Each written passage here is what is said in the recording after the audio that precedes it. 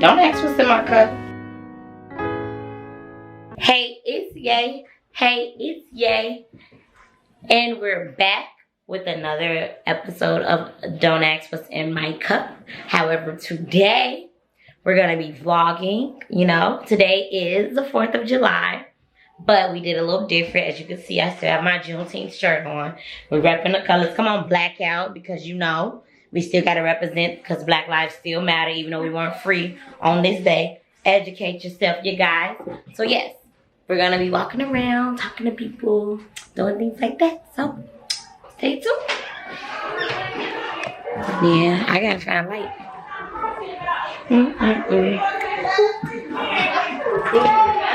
Hey, baby, how are you? Don't forget me, I'm just recording.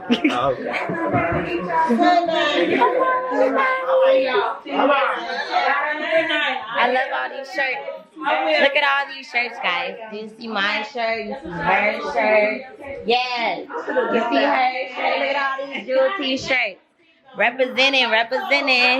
Oh, my mama got an Afrocentric shirt too. Look at her. Very good. All right, guys, let's go outside. No, let's go to the basement. We're going to the basement. We also have to find my cup, guys.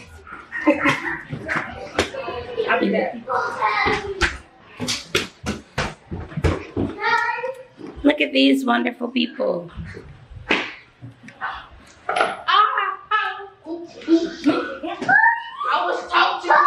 Hi.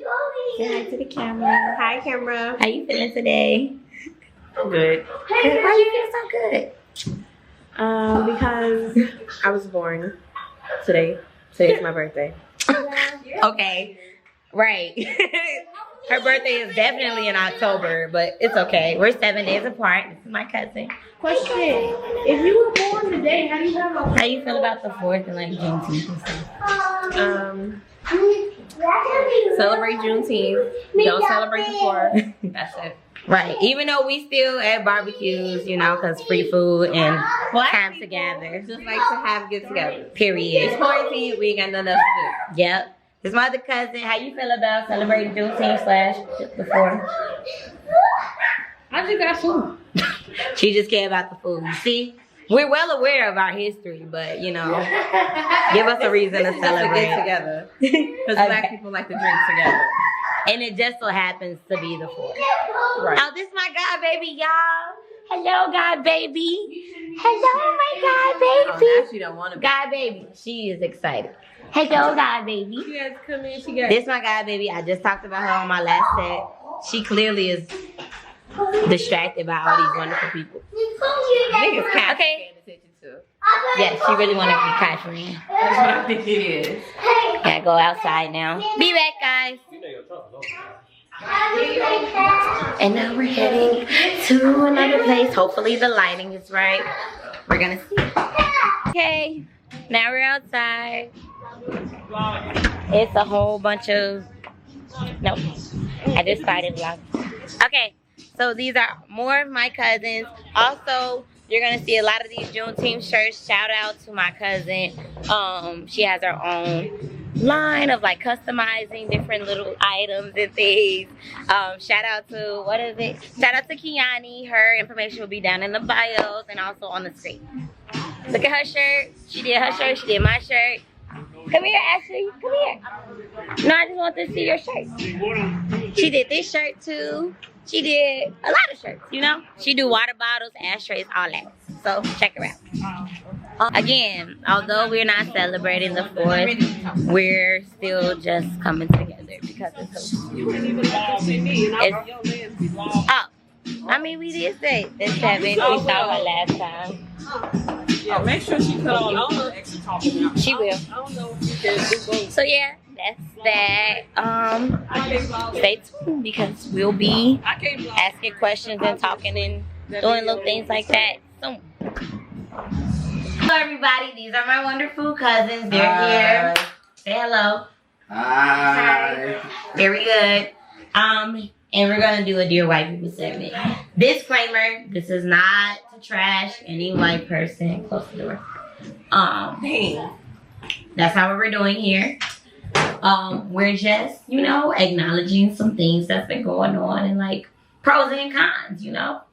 You can't take the good without the bad. So what do you have to say about in light of the 4th, how do you feel that white people been acting recently? Okay, so here's the thing. I have a few like saved video, you know, things on Facebook, like the little groups that you can make. So one of them is called White Peopling, just because I needed a constant reminder of how invalid stereotypes really are. So whenever I would see an example of just kind of, I don't know, the same kind of foolishness that has been projected upon Black culture for God knows how long, represented by our white counterpart, yes, I have to keep documentation. I have to. Do it. And so lately, I've just been given too many opportunities to document. And I appreciate it, but they out here doing every little thing that they say that we doing. The fighting, the shooting, the killing, the jumping, all of it. Right. Where are their receipts? Come on now. Where are their receipts? And I love the explosion of the Karen, because now that we can typify it, we can really just, boom, one word, that's it. Y'all see it? Yeah. Very good. What's your take? How you feel like white people been acting recently? I know a lot of white people, or like non-Black people, period. I have a lot of, you know, diverse friends. Everything, I've seen a lot of support from them, social media wise, posting about Black Lives Matter and Breonna Taylor, things like that. But like Javon was saying, the Karen thing is crazy. I've been seeing like a lot of people getting fired from their jobs, like a lot of white people losing their jobs over these racist acts. And I feel like it's about time. And I've seen like a lot of people claiming that it's a hate crime. Have y'all seen that? Yeah, but that's also like that you're being racist to me. And it's like, okay, let's talk about where it started though. You feel me? So it's just like, I just feel like it's like overdue though. Cause it's like, you know, we get stereotyped so many times. You can't get a job based on like your hair. Exactly. If I went in here, you will automatically assume something about me. You cannot stereotype me based on like how I quote unquote appear. I have a problem with that. And so now that we calling people out, it's like, hey, you know, you lost your job. Because you decided to be ignorant. And ignorant is not something that I'm saying as in like you stupid, but I'm just saying like you're clearly unaware of the impact that your behavior has. Right. Which is the problem. Well, it's not that they're unaware of the impact of their behavior. It's that they believe that their privilege will allow them to, you know, go by unscathed. Yeah. So that's the issue. And the gotcha is it's actually 2020 and we're in a social media world. So you're easily accountable for your actions. Simple. Have you all watched that Netflix segment with that comedian, that white comedian lady? And she was just talking about like what privilege is. Which white comedian lady? I don't remember her name. Well, what was the name of it? Something about what is privilege or something like that. Oh. Yeah. So basically, she was going around asking people like, you know, what is privilege and things like that. But also, a lot of Black like students came forward and was like, actually, this is privilege in itself. Like, you're just coming here, sitting here, taking up space to understand y'all problems. And privilege and like racism and all these other things is white people's problem. Like it's not a problem we need to solve because we didn't have the problem in the first place. We didn't go around just being like, we finna kill y'all because y'all white. Like that was not our problem. Like, but if it was a problem that white people could just solve, they would have done it already. So I do think that they need help from other races to. Right. They probably don't know. Well, when you know better, you do better. Created on purpose, because like for instance, you just said for instance like we didn't go around killing white people. I just thought about a post I saw some guy talked about on Twitter about Nat Turner's rebellion and the aftermath of that and how he was literally cannibalized. And so there is this kind of barbarism that goes along with the like beginnings of what we consider racism today, that needs to be addressed, because that's where that mentality that I could just get away with it comes from. Right. Because they used to do anything. Because they can. Because they felt like they could. And that's why somebody has to address it, because they want to address it themselves. But see, and my thing is, with that, like, I do believe that. Like, I do believe that it's something that they can't learn on their own. But I do feel like there are these quote-unquote liberal white people that are like, I want to understand this. Like, I'm trying to, like, I'm aware of what's going on. But it's like they're silent. And, like, I feel like now, like, this generation between, like, the ages of, like, 23 to, like, around 28, that age range is, like, the most, like, vocal I've seen, like, a lot of people that are not black, like, actually coming out, advocating, putting things in perspective, because it's like, I could say it to you and you could just still see me as this little black girl just talking to you. But if your white counterpart told you this and, like, actually said, like, no, actually it's this, and they were aware of what was, like, actually the truth, then you're looking at them like, oh. But a lot of I feel like they would listen more and be more receptive if it was, like, a counterpart that actually they believe in and actually, like, respect. If they don't respect me now, how are they going to respect what I'm saying? That's just how I feel. A lot of the times, though, sometimes people are scared to speak up. Because it could be your family members. And they'll be scared to speak up and say something, you know? Right. Which is the same as, like, rape culture. People are scared. And that's another big thing. They're scared to correct their parents or their grandparents, so. Or we were taught that this business stays within our house. Like, you know, that's what they tell you. Like, what happens here stays here. But it's like, no, that's toxic. Because now, like, it's eating at me. Even any secret, whether it's rape or, like, some type of, like, somebody, any type of physical, mental, or emotional abuse, it's just take it. We don't let nobody outside of these four walls understand what's going on here. But it's also like, no, you got to talk about it. You can't just sit there and, like, let it eat at you, because that's not healthy for you. Well, another thing with that is, like, they say you're taught hate.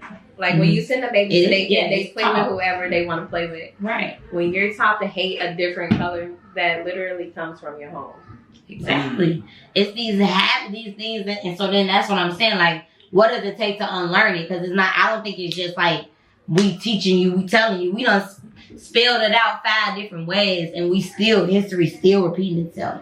Now it's going global, and now it's like international, like all things, like everybody's shaking the system up right now. How about I shake the room? I don't know why that just came like anyway. But that's how I feel right now. It's like we're now like shaking it on a larger level, but it's like we all need to make sure we're on one accord with what we saying. We can't all just be destructive and all just like scream, because then it's like, okay, are we saying the same message? You saying this, you just doing this. Like, we need to make sure we're on the same page of what we're fighting for and what we're screaming about. Or at least also, if we have our own biases, we're able to kind of push them to the side for the greater good. Because I'm recognizing this issue within the community about intersectionality. There are a lot of folks who are marginalized, you know, just within the Black community. And I know that's kind of more in-house talk, but at the same time, it's something that does need to be addressed, because it's hard to fight for folks who most likely may be discriminatory towards me, who most likely may be dehumanizing towards me, who literally, parts of this group have said things, you know, that are reminiscent of actual Southern racist whites. Like, get out of here, just get out of here. You know, so these are things that I think is important. And also to go back to what you guys were talking about a little bit, I don't think it is our responsibility as people of color to educate white folks, because they're the ones who stole the majority of access to education in the first place. If they can't educate, so we were brainwashed, and now we can't get educated in America, then who can? Say it. You know what I'm saying? Because the whole thing is Eurocentric. So something has got to give. It's just honestly, it's willful ignorance. It's capitalizing on the perception of naivete, and that's not what. That's just that's again another act of privilege. Right. Mm-hmm. And then one other thing, we were talking about this yesterday about the JCOLE and No Name thing. Do you know about that situation? So we were talking more about like how they're like, you can't cancel JCOLE. And it's like, to each his own. Like, if you feel like you want to cancel him, you can cancel him. However, I want to talk about more of like, all she was saying is, if y'all really talking about Black Lives Matter, let's talk about all the Black lives. And like, let's also talk about trans lives. Like, rappers, where y'all at?